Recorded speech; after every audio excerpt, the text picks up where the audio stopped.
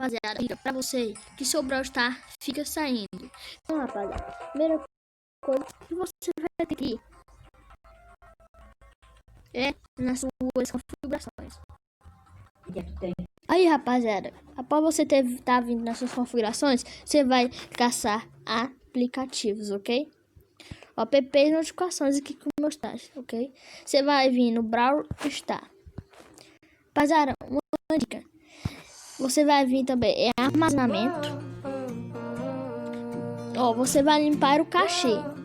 Se não der, você vai limpar os dados. Mas é o seguinte, eu não recomendo você estar limpando dados. Porque se você não tiver conectado, tipo, no Supercell ID, pelo Facebook, tá bom? Você vai estar perdendo sua conta, viu? Então é bom você estar limpando só o cachê. Vou limpar aqui só o cachê. Mas como a minha é conectada pelo Supercell ID, eu vou limpar também os dados, ok? Você aperta um OK, você tiver conectado pelo ID e pronto, rapaziada. Você já pode estar jogando seu Brawl Stars de boa, sem lag, sem bug, beleza? Então, rapaziada, até a próxima vídeo, até a próxima dica, beleza? Então, falou!